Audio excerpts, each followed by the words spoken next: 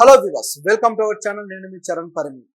విశాఖలో తాడో పేడో తేల్చుకోబోతున్న రెండు పార్టీలు. ఇప్పుడు ఇది టీడీపీకి సవాలుగా మారింది. విశాఖలో స్థానిక సంస్థల ఎమ్మెల్సీ ఎలక్షన్స్ అనౌన్స్మెంట్ ఎప్పుడైతే వచ్చిందో అప్పటి నుంచి కూడా ఇక టీడీపీ మల్లగుల్లాలు పడుతుంది. సో ఇందులో మనం ఖచ్చితంగా గెలిచి తీరాలి అని చెప్పేసి ఒక పట్టుదలతో ఉంది. అలాగే వైసీపీ కూడా అదే పరిస్థితిలో ఉంది. ఎందుకంటే మొత్తం రాజకీయాల్లో దాదాపు తమ ప్రాతినిధ్యాన్ని కోల్పోయి కేవలం 11 సీట్లకే పరిమితమైన వైసీపీ ఇక్కడ తన బలాన్ని చూపించుకొని తిరిగి జవసత్వాలు పుచ్చుకోవాలి అని ఆలోచిస్తూ ఉంది. ప్రభుత్వంలో ఉన్న మరి బాగా బలవంతులైన ఈ పార్టీకి సాధ్యమా, లేకపోతే బలహీనంగా ఉన్న ఆ పార్టీకి సాధ్యమా, ఎవరికి గెలుపు సాధ్యం అనే విషయం మీద మనం చిన్నపాటి చర్చ.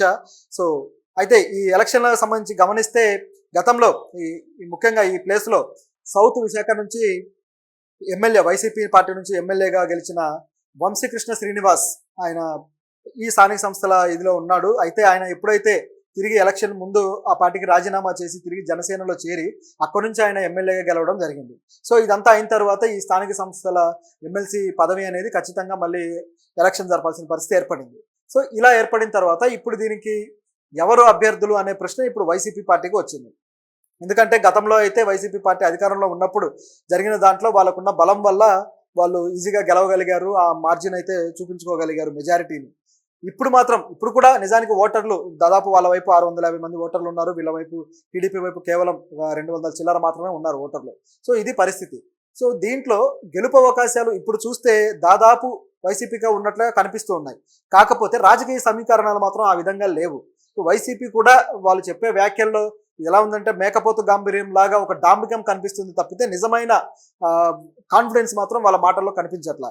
సో వాళ్ళు ఏమంటున్నారు, వాళ్ళ వైపు పరిస్థితి అంటే గమనిస్తే వైసీపీ పార్టీకి ఆల్రెడీ ఎవరైతే ఉన్నారో ఎంపీపీలు, అలాగే జెడ్పీటీసీలు, సర్పంచులు వీళ్ళంతా ఉన్నారు కదా, కార్పొరేటర్లు, వీళ్ళంతా ఉన్నట్టుండి పార్టీ ఫిరాయించారన్నమాట. సో దానివల్ల వీళ్ళకి కాస్త ఇబ్బంది ఎదురైంది.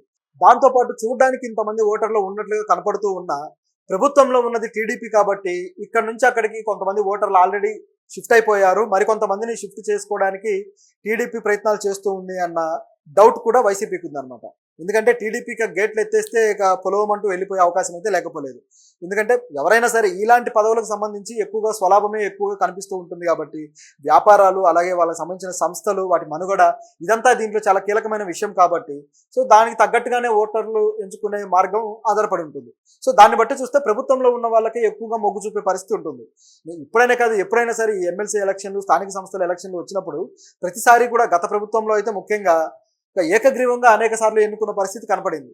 ఎందుకు కనీసం పోటీ కూడా లేకుండా పోయింది గ్రామ స్థాయిలో కూడా అని గమనిస్తే ఎంపీపీలకి, జెడ్పీటీసీలకి ఒకటే, ఎవరి వైపు ఉంటే లాభం చేకూరుతుందో వారి వైపు ఒక్కసారిగా అందరూ టర్న్ అయిపోవడమే ఇక్కడ మెయిన్ ఉదాహరణ. సో అదే విధంగా ఇక్కడ జరగచ్చు అనే డౌట్ అయితే వైసీపీకి బలంగా ఉంది. ఎందుకంటే గతంలో వాళ్ళు చేసిన స్ట్రాటజీనే ఇప్పుడు వీళ్ళు చేస్తారు అని చెప్పేసి వీళ్ళకు అర్థమైపోతుంది కదా, దాని గురించి ఇంత ఆలోచించాల్సిన పని కూడా లేదు.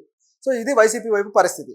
అందుకోసమే వీళ్ళు ఎవరిని నాయకుడిగా పెడితే బాగుంటుంది అని ఆలోచించి వీళ్ళు తీసుకున్న నిర్ణయం వచ్చేసి బొత్స సత్యనారాయణ, మాజీ విద్యాశాఖ మంత్రి, సో సీనియర్ లీడర్, పైగా వైఎస్ఆర్ టైం నుంచి కూడా ఆయనకు సన్నిహితుడిగా ఉండి తర్వాత ఈ పార్టీలో కూడా చాలా కీలకమైన వ్యక్తిగా ఉండి సో ఈ స్థాయికి వచ్చిన వ్యక్తి కాబట్టి ఈయనైతే ఇక్కడ సరైన వాడు అని చెప్పి ఆయన నిలబెడుతున్నారు.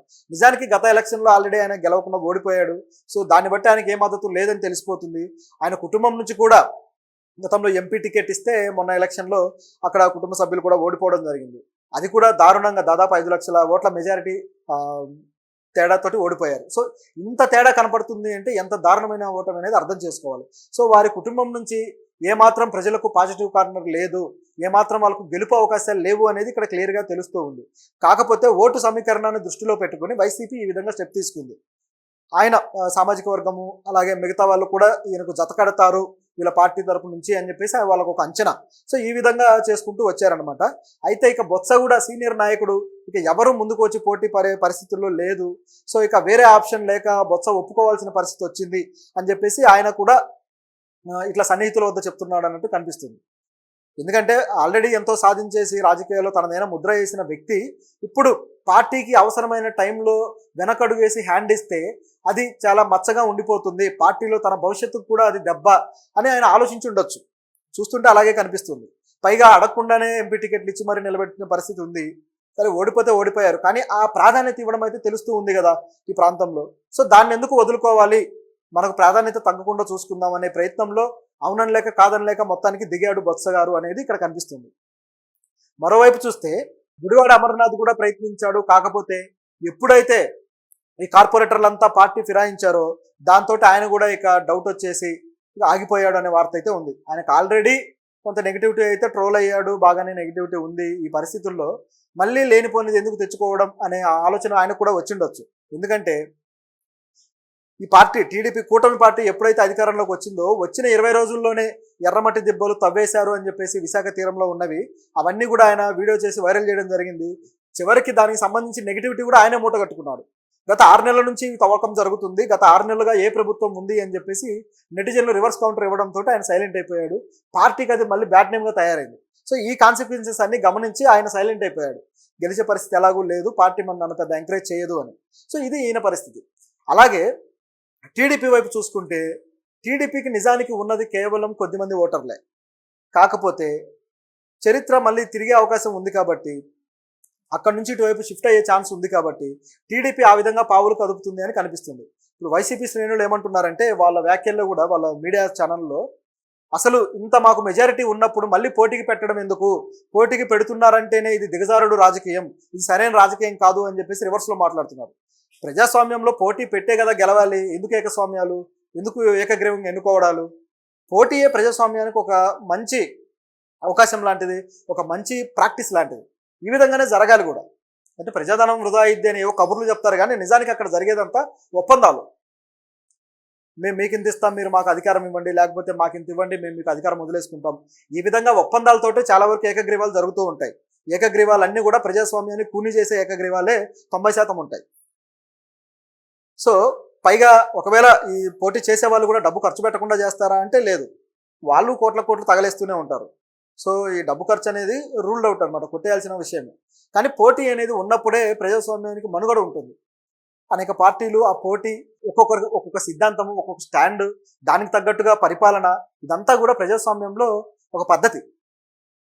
సో రాజ్యాంగ నిర్మాతలు కూడా ఇదే కోరుకున్నారనుకోండి. సో ఇది ఇలా ఉంటే ఇప్పుడు టీడీపీ ఎక్కడ లాగేసుకుంటుందని చెప్పేసి వైసీపీ ఈ విధంగా ఆరోపణలు చేస్తుంది. సో ఈ విధంగా జరుగుతూ ఉంది. టీడీపీకి కూడా ప్రస్తుతానికైతే ఈరోజు కూడా కేంద్ర కార్యాలయంలో వాళ్ళు చర్చలు చేస్తూ ఉన్నారు. ఎవరిని తీసుకోవాలి, ఎవరిని నిలబెట్టాలి అభ్యర్థిగా అని ఇంతవరకు ఖరారు కాలేదు. సో ఇంత మల్లగుల్లాలు పడుతున్నారంటేనే ఆలోచించండి టీడీపీ దీన్ని ఎంత సీరియస్గా తీసుకుందో.